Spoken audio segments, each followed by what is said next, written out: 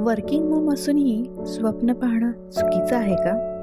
सकाळी ऑफिस, संध्याकाळी घर आणि या सगळ्यात मी कुठेतरी हरवते.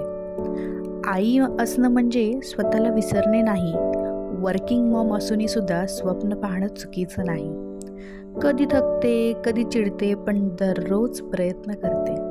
कारण परफेक्ट असणं गरजेचं नाही आहे, पुरेसं असणं महत्त्वाचं आहे.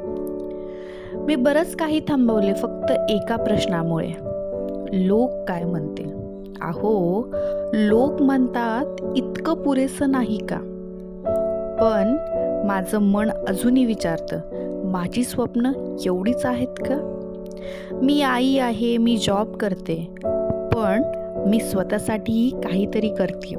आकाशात उंच उडायला बघते, कारण हो, मी थकते, पण मी कधीच थांबत नाही.